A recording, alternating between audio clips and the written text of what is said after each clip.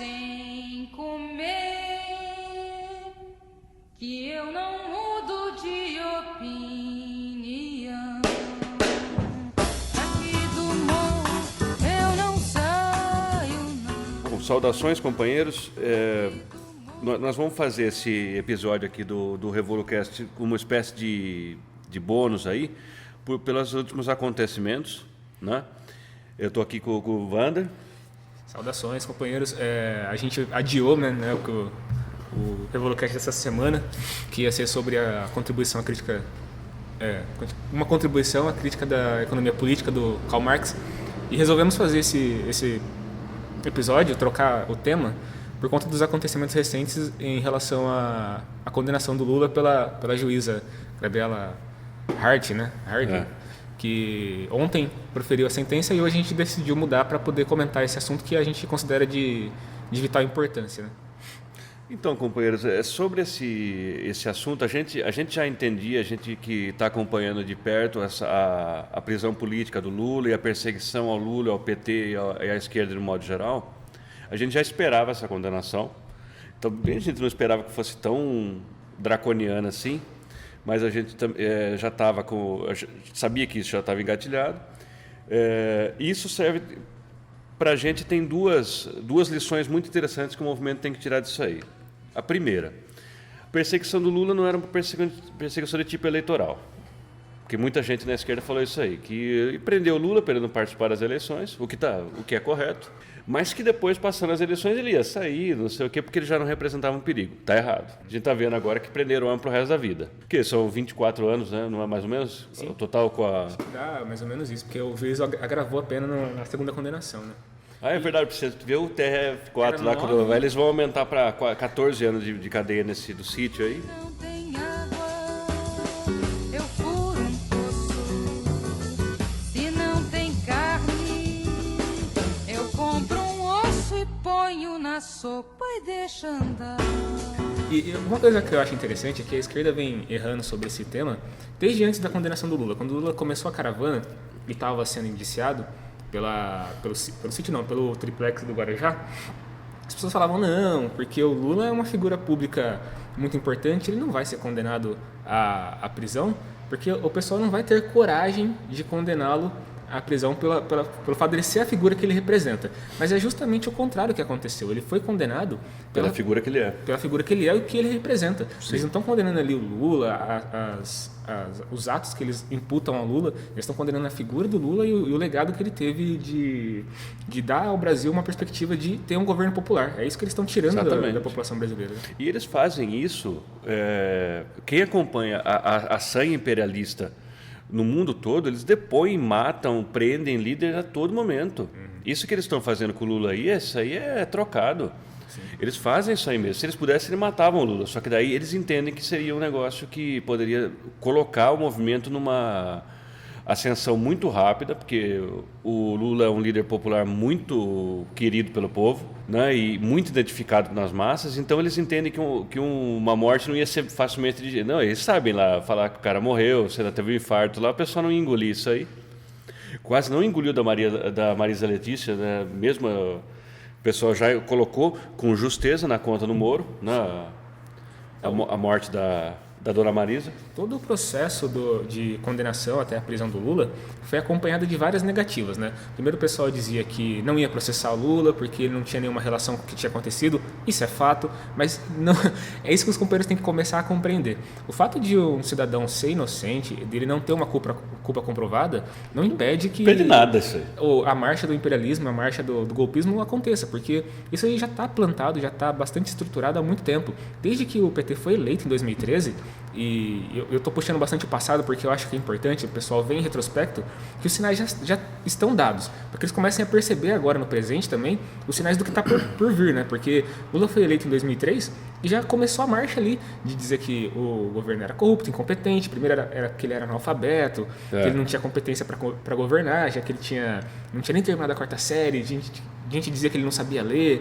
vários e ataques. o Bolsonaro é o Aristóteles, né? Exato, vários ataques foram feitos para minar aos poucos a imagem do Lula, o que eles não conseguiram fazer em 8 anos de governo do Lula, mas depois esses ataques continuaram no sentido de condenar o legado que ele tinha deixado. Ele mesmo fala isso, que apesar dele ter feito tudo que ele fez em termos de reformas de cunho social-democrata, né, de desenvolvimentismo, ter lançado as bases para um governo que desenvolvesse a indústria, a questão social com Bolsa Família, a ProUni, uma série de medidas que foram tomadas, todas elas foram acompanhadas de uma crítica completamente desproporcional por parte da imprensa, dos outros partidos que eram oposição, e isso vem desbocar agora, que as pessoas conseguem acreditar mesmo que o Lula consiga ser condenado por atos indeterminados, atos de ofício indeterminados, e ninguém questiona isso, não apresentam prova, não fazem nada, e todo mundo diz assim, mas você acredita mesmo que ele não é corrupto?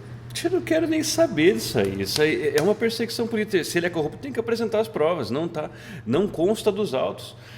O escritório que faz a defesa do Lula lançou uma nota oficial ontem de que a juíza praticamente rasgou as mais de 1000 páginas das alegações e considerações da defesa com provas, ali sim, com provas sólidas de que não fazia sentido. É um processo kafkiano.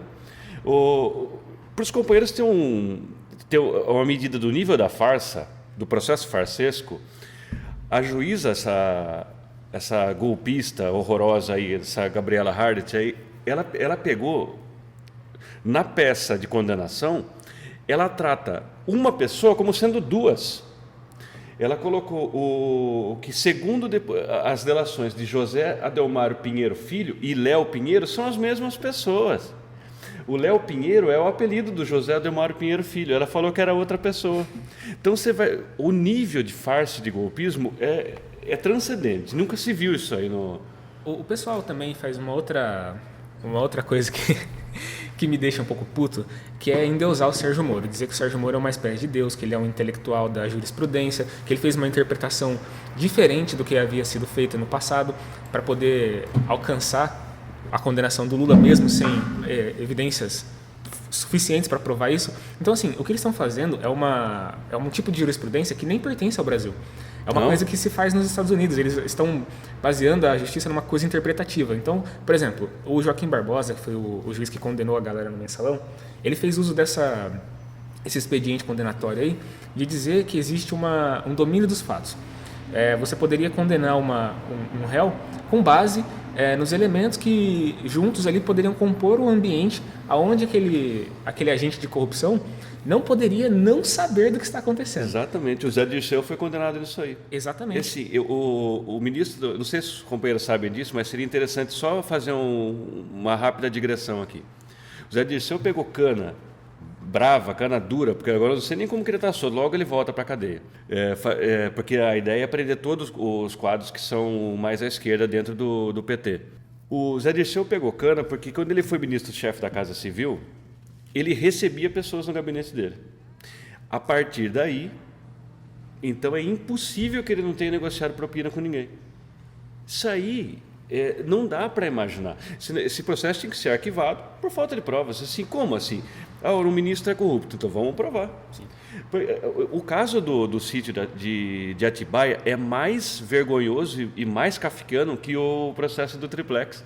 Porque assim, o Léo Pinheiro, que é agora ele se transformou em duas entidades, né? O Léo Pinheiro disse que o Lula frequentou lá. Então, veja bem, o sítio é seu, você não tem escritura, você não tem nada, mas uma pessoa que está numa situação pior que sua, presa, tentando se livrar da cadeia, falou que você frequentou muito lá e era seu. Não dá para conceber isso. Você vai condenar uma pessoa porque alguém falou isso aí? Um cara que está desesperado para sair da cadeia, está com 40 anos de cadeia na costa lá? Isso é muito bom que você diga, porque todas essas delações premiadas foram conseguidas com base numa promessa de que o cidadão que delatasse não ia ficar preso. Então, o que acontece? Você tem um suposto corrupto, um suposto corruptor, e aí você prende todo mundo, que é o que a Lava Jato tem feito desde que ela começou, prende todo mundo, coloca o cara numa situação bastante complicada ali. Uma tipo de tortura, né? Exatamente, onde ele não tem acesso a advogado, já foi feita uma série de violações do processo normal de condução mesmo do processo. E aí você faz o seguinte, você desloca uma galera que com certeza não está acostumada a viver aquele tipo de vida que eles estão levando ali na cadeia, e fala assim, olha, a gente pode até te soltar em 1 mês, 2 meses, só que você tem que falar alguma coisa aí que Ou você pega uma prisão domiciliar. Exatamente. Uma coisa que me ajude aí, a continuar o processo. Obviamente, esses caras não são burros, eles percebem que eles estão... que o processo está sendo feito para perseguir alguém ou alguma... Então ele dá o que o cara tá pedindo. Então o cara fala assim, fala aí, fala aí o que você acha que aconteceu. Aí o cara pensa bem, fala assim, Lula, pronto, tá solto. Acabou. O cara tá solto. A maioria desses delatores hoje estão todos aí soltos, vivendo ou em prisão domiciliar ou com o processo meio que em suspenso, e ninguém tá falando nada. Isso que é o mais louco. É um absurdo. Aquele que o pessoal usa para atacar o Lula, que é a delação do Antônio Pallotti, aquele vagabundo que devia ser escorraçado do PT, escorraçado, fazerem uma desfiliação vergonhosa contra ele, ele falou um monte de coisa. Quem que vai acreditar nas palavras de um picareta bandido daquele lá? Ele falou isso para se livrar da cana. Está solto lá em Ribeirão Preto. Agora sim, o pessoal precisava juntar as partes do quebra-cabeça. Agora a bola da vez, e a gente também já sabia disso, a gente até comentou, eu acho que num podcast no ano passado, a bola da vez agora é o Lindenberg. Está sendo condenado por um processo que correu quando ele foi prefeito de uma cidade do Rio. Agora ele não tem fórum privilegiado, diz que vai pegar a cadeia por causa de ele associou uma campanha de leite, parece, ele associou com a marca dele eleitoral, alguma coisa assim. Diz que o cara vai pegar a cadeia por causa disso aí. Então, quem disser que não há perseguição, que isso aí não é uma ditadura que se faz uma perseguição e caça aberta aos opositores dela, está muito errado. O que vai fazer? Você vai peticionar para a Gabriela Hart e falar, não, olha, você está fora do regimento, hein? Ou para o Sérgio Moro, o cara que acabou de lançar uma carta fascista lá. Parabéns aos envolvidos, felizes da vida, bateram panela, nunca leram porra nenhuma, mas sua vida vem do novela, gritaram na rua, defenderam a voz, sem informação. O pessoal não entende também que essa galera, como eu estava dizendo antes, não é nenhum tipo de gênio, não é nenhum tipo de... Eles estão seguindo um roteiro que já foi elaborado. Então, quando o Sérgio Moro vai lá e lança suas bravatas de falar que o Caixa 2 é pior do que a corrupção e essas coisas todas, não está demonstrando nenhuma genialidade. Na verdade, o Sérgio Moro, ele é um mentecapto, ele demonstra durante várias... entrevistas, várias declarações super limitado, de que ele não entende nada do que ele está fazendo. Então, se você tem uma pessoa desse calibre intelectual à frente de um processo dessa dimensão, alguém tem que estar por trás disso daí. A gente sempre tem apontado que, na verdade, quem está por trás dessas manobras são os militares, a burguesia nacional, que é pró-imperialista, o próprio imperialismo. Eu quero lembrar os companheiros que nos ouvem que durante o mandato Dilma, em 2015, se eu não estou enganado, estourou um processo aí, um caso de espionagem por parte do Edward Snowden. Ele divulgou lá uma série de documentos que a NSA tinha e que ele tinha acesso, demonstrando que a NSA estava espionando todo mundo, inclusive uma pessoa muito importante aqui no Brasil que se chamava Dilma Rousseff. Ela tinha os e-mails delas todos cooptados pela NSA, lidos, e estavam sendo repassados com assuntos relacionados à Petrobras em 2015. E ano passado, quando a Petrobras começou a ser vendida para empresas estrangeiras explorarem o petróleo aqui, não a Petrobras, os poços de petróleo, a galera não conseguiu fazer nenhuma relação. Parece que não adiantava falar assim, galera, o que a NSA estaria fazendo, espionando a presidente da República, falando sobre petróleo, depois de um ano a presidente cai, é deposta por movimentos puxados pelo MBL, que é um movimento que é patrocinado de fora do país. Eles são uns cangaceiros. Tudo bem, parece que não é tão claro assim realmente as relações. Mas precisa fazer umas ligações aí, né? Porque se você quer se envolver em política de um modo tão ingênuo assim, você não vai conseguir. Você quer opinar sobre a prisão do Lula, falar se a prisão do Lula é justa ou injusta, se foi legal ou ilegal, tem que começar a observar os elementos, porque a gente ia fazer um podcast essa semana sobre a contribuição à crítica da economia política. E é exatamente o que o Marx propõe como método de análise. É você olhar o todo, tudo bem, e depois depurar as partes, relacionando elas com o todo. Essa é a dialética. Esse é o método que a gente utiliza para analisar a política. Não é do nada isso aí. Não é do nada. Você olha de forma bastante impressionista e fala, o Lula é ladrão, porque ele tinha que saber tudo o que estava acontecendo no governo dele. Porque daí, de fato, se você for muito propenso a crer em qualquer coisa, você vai olhar e vai falar, tá, tudo bem, tem um monte de juiz que está falando isso aí, deve ser verdade, né? Mas a gente não pode ir para essa linha, porque você está fadado a um erro de análise retumbante, porque como está acontecendo, a esquerda inteira não está sabendo o que está fazendo. Por exemplo, esse negócio que foi citado pelo Wander da Petrobras, a gente não se surpreenderia se eventualmente o Maduro cair e começar a acontecer um processo igual na Venezuela, do pessoal ter informações privilegiadas de dentro. Claro que tem. Esse pessoal age desse jeito, eles são umas aves de rapina. Muita gente fala pra gente que assim, mas vocês são conspiracionistas, vocês estão vendo coisa onde não existe. É muito pelo contrário, a gente está vendo o que existe e relacionando ao todo. Essa é a origem do método pelo qual a gente toma as nossas análises, nossas conclusões. E assim, vamos fazer um exercício bem vagaroso aqui. Você pega um processo em 2013 que condena... 2013 não, se eu não me engano, que processou o Mensalão foi em 2009 que acabou. Mas tudo bem, se estiver errado, depois a gente corrige. Sim, Pega o processo do Mensalão, que condenou as pessoas por ato indeterminado. Ali você lança uma jurisprudência para que em 2018 o Lula seja condenado pela mesma coisa. Atos de ofício indeterminados. E aí você pega em 2015 uma presidente que cai, em 2016, por conta de pedaladas fiscais, que depois no outro dia não era mais crime. São uma série de manobras que ocorreram ali para que fosse objetivado uma só coisa, a derrocada completa da esquerda. Sim. É isso que está sendo planejado, é isso que está sendo montado, esse é o cenário que está dado. A esquerda, se não reagir de forma enfática... enérgica, nas ruas. Daqui 1 ano, 2 anos, acabou, desapareceu. Não existe representação popular mais que valha os interesses do trabalhador dentro das instituições. Sim. As instituições não abrigam mais qualquer demanda popular que exista. Eles vão fazer reforma trabalhista mais agravada do que já foi, reforma da Previdência, todo tipo de demanda que vem de fora, que vem dos patrões, do imperialismo, da burguesia, vai entrar e vai passar pelo Congresso liso e seco. Porque o Congresso ele está tanto que... eu acho que foi o Rodrigo Maia que falou assim, que eles vão primeiro para as pautas econômicas, depois eles vão para os costumes. Então, ou seja, eles vão passar um monte de coisa pesada, muito provavelmente a troca dessas coisas que agradam os setores reacionários da sociedade. E aproveitando o ensejo que você estava dizendo do desenvolvimento do golpe de Estado, essa é uma análise muito importante que tem que ser feita para a gente ter claro a coisa em perspectiva. Pouca gente sabe que o Sérgio Moro se inspirou num processo italiano que chama Mãos Limpas. Super fascista.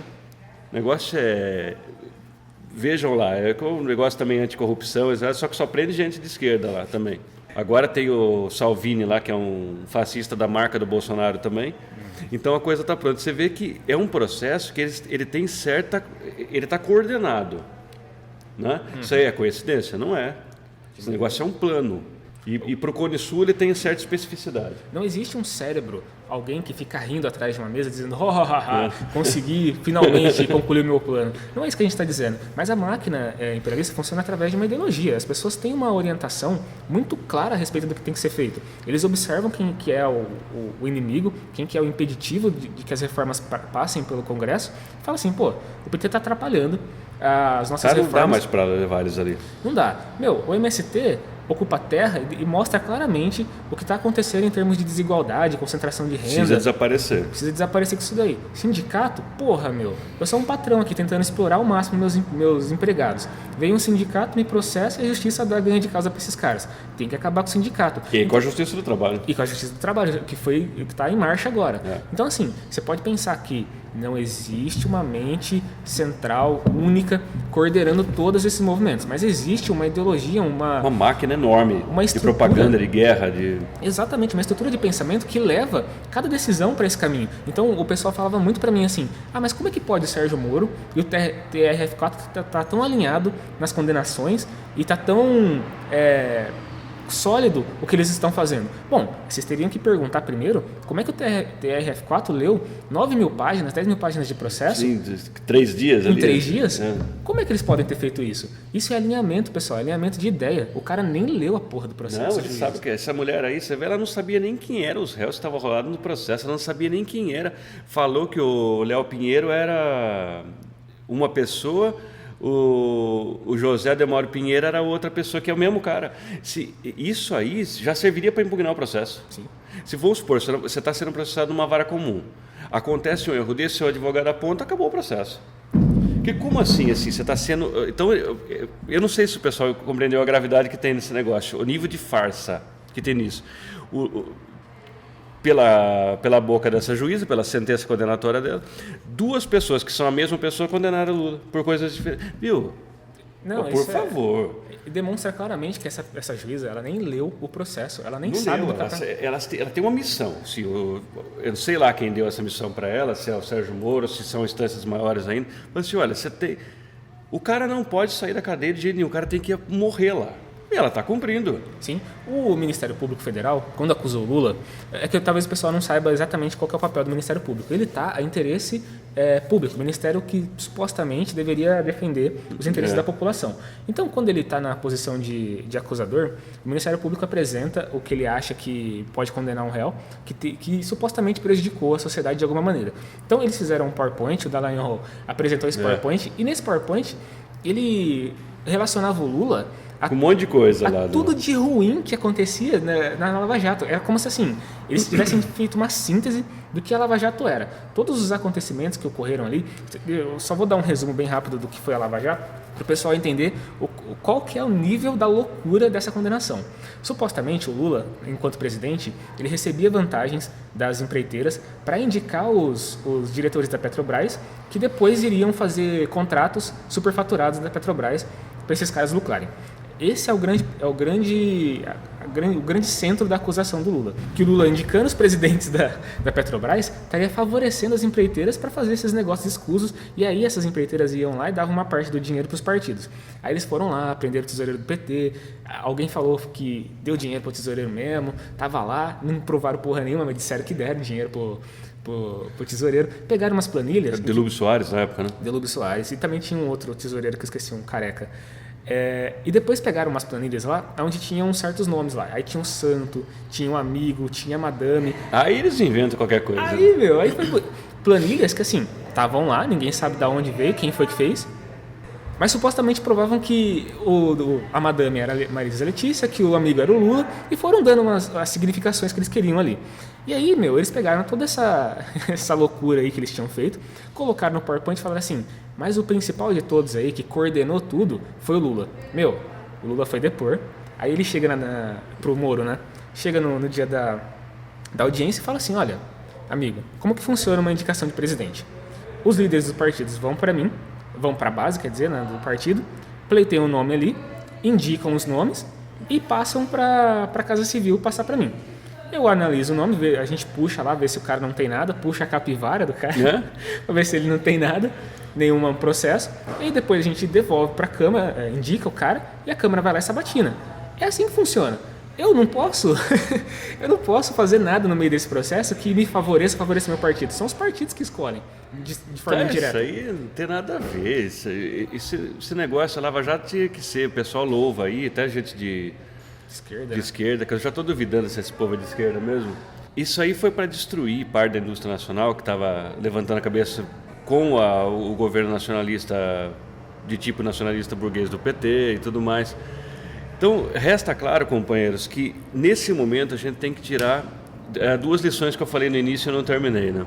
Não há crença nas instituições, estão todas tomadas por golpistas, e o centro da luta é Lula. Isso tem a capacidade de mobilizar o povo, tem capacidade de unir o povo e os movimentos progressistas sociais para o ponto de ir contra esse governo de extrema-direita que está colocado aí, que nada mais é do que a continuação do golpe. Só para complementar e finalizar, então, gente da esquerda já disse que a questão Lula não unificava a esquerda, mas é muito pelo contrário. Tudo o que unifica a esquerda agora é o que o Lula representou e representa, e é o que a gente deve fazer. Buscar se mobilizar. No dia 4 de abril agora, vai completar um ano que o Lula está preso, dá tempo muito bem de todo mundo se organizar para poder ir para São Paulo, para as capitais onde... Vão acontecer os atos. Comparecer e demonstrar que, na verdade, o que o Lula representa, o que ele é, somos nós mesmos. A gente não pode deixar, porque uma vez o Rui falou muito claramente, se hoje eles atacam o Lula, que é uma figura pública importante, e conseguem derrotar de forma total, o que ele representa, a gente não vai ter nenhuma chance. Então a gente tem que estar preparado, tem que se colocar a posto. Pode ser que você não acredite, que você não queira sair da sua casa e se deslocar, mas beleza, hoje você fica sentado na sua casa, amanhã estão perseguindo seus direitos, acabando com a sua vida. Então, companheiro, as ruas, uma mobilização em torno da liberdade do Lula e contra o golpe. Fora Bolsonaro. Falou, valeu.